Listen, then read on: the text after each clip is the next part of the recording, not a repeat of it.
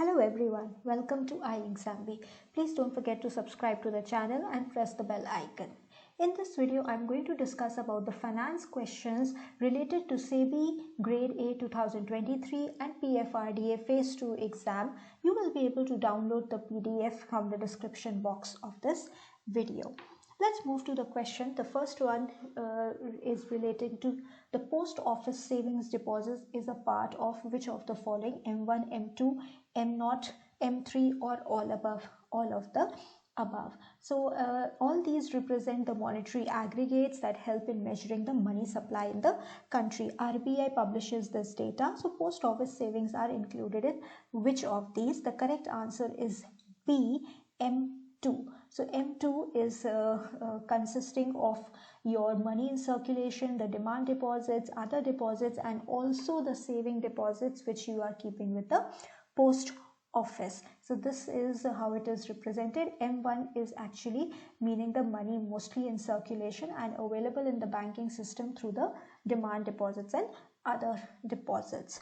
So this is a very important conceptual understanding related to the money supply and the measurement of it, and such important concepts are being discussed by ixamBee on its various YouTube channels through Concept Padhayenge, Sabko Sikhayenge. So these are available and are made live every day on our YouTube channel. If you have missed any of it, you can visit the page at ixamBee website and you will be able to see all such videos, even download the PDF related to it and take a quiz to understand the basic topics that will be helpful for you in any kind of exams, whether related to RBI, SEBI, NABARD, IBPS, SO, PO, or any other government job exams that you would want to take. So don't forget to watch these series. Let's move to the next question. Which of the following correctly defines the yield to maturity? Yield to maturity, or simply referred to as yield mostly, is a very important concept related to the bonds, right? So what does it, how is it calculated, and what does it really represent? Is it the rate of the coupon earned to current bond price? Is it the difference between the current price and the face value of the bond? It is the difference between the current yield of the bond and the 10-year bond yield? Or is it the rate at which the current bond price is equal to the present value of all future cash flows? Or it is the rate at which the face value of the bond is equal to the present value of all the future cash flows? The correct answer is D, the rate at which the current bond price is equal to the present value of all the future cash flows that will be derived from the bond. So yield to maturity is representing that. That means the return you will be getting from the bond if you invest at the current market price. It is the average annual rate of return a bond investor can expect to receive from the bond till its redemption. Before I move on, let me tell you about the SEBI Grade A 2023 batch that we are starting from the 1st of December, as we are now nearing very close to the exam for 2023. The expected date for SEBI Grade A 2023 is the 28th to 29th of January, which leaves you with less than 2 months to be preparing for this exam. In line with that, ixamBee has come out with a very relevant 50-day study plan, including a lot of focus on numerical, case studies, and important points from the paper 2 and paper 1 that will help you crack the SEBI 2023 exam. The intro class, as I said, is on the 1st of December, so don't forget to enroll. And for your benefit today, especially on Black Friday, where ixamBee is giving flat 70% on the SEBI exclusive online course. So you can go and avail this offer for today. Available. For any details, you can contact on this number 920-552-4028. Let's move on to the next question. The contracts that insure against the default of municipal bonds, Corporate debt and mortgage-backed securities are known as what? Is it credit options, credit default swaps, mortgage-backed security, collateralized debt obligations, or all of the above? The correct answer is B, a credit default swap. It is a particular type of a swap or a derivative which is used to transfer the credit risk or the credit exposure of a fixed income product between two or more parties, right? So it's like buying an insurance for against the credit default on any of the derivative products that are encouraged through the underlying assets like municipal bonds or corporate debt. This was widely used before the 2008 global crisis and played a critical role in leading to the fall down of the entire global financial crisis that started. So it was not the reason, however, it did form one of the instruments that were widely used. Next question, as per SEBI, what is the minimum amount that needs to be invested in alternate investment funds by an investor? Alternate investment funds, commonly referred to as the AIFs, they have been the rising investment vehicles used for investments by high net worth individuals in our country.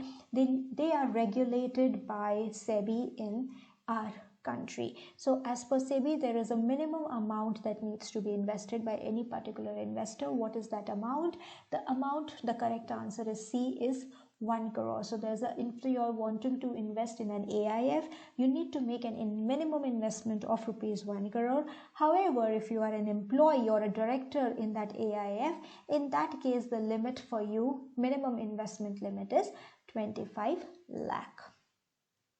Next question, the FSIB is responsible for making recommendations for the appointment of full-time directors and non-executive chairmen of state-run institutions and agencies, banks, NBFCs, financial institution, or financial services institutions. The correct answer is E, financial services institutions. FSIB stands for Financial Services Institutions Bureau, basically, which is responsible for making recommendations for the appointment of the high profile individuals on the board of or in the management of such companies and entities. Initially, this kind of responsibility was given to Banks Board Bureau, BBB it was known as, Banks Board Bureau. However, their focus was on the financial institutions and banks only. So the scope of work has been widened to include any kind of financial services institutions to FSIB. The first appointment that FSIB has made recently in 2022 August was that related to setting up or choosing the managing director for the newly created All India Financial Institution NAPFRED, which will be responsible for the development and financing of the infrastructure in our country. Next question, India's first international bullion exchange IIBX was set up in July 2022. Who is the regulator of this exchange? Okay, is it the Ministry of Finance or RBI or SEBI or IFSCA or IRTA? The correct answer is IFSCA, which is the International Financial Services Center Authority, which is the regulator for the IIBX. IIBX was set up in the IFSC in India, which is Gujarat Gift City in Gandhinagar. So any entity, financial services entity, which is set up and operates in the IFSC region is actually regulated by IFSCA. However, if any other bullion exchange is set up in the country apart from being set up in IFSC region, in that case the regulation would be under SEBI's domain. By such discussions and information and connected informations being provided to you, iXamBee helps you to unfold your potential so that you can carry on with your preparation and give exams with a full confidence. Let's move on to the next question. In October 2022, SEBI has allowed InvITs of net worth of how much amount to issue commercial papers subject to the guidelines prescribed by RBI for issue of CPs. The guidelines are given by RBI because CP or commercial paper is a money market instrument which falls under the domain of RBI. However, InvITs which fall under the domain and the regulation of SEBI, they have been allowed to issue CPs provided that they are following the regulations given by RBI in this regard, right? So of what size minimum InvITs are allowed to do that? Is it 10 crores, 50 crores, 100 crores, 250 crores or 500 crores? The correct answer is C, 100 crores. And similar to InvITs, even REITs of net worth with net worth of at least rupees 100 crores have been also allowed to raise money through issue of commercial paper. Next question, the market risk for a security is measured by beta. Okay, if the beta of a security is more than 1, okay, if the beta is more than 1,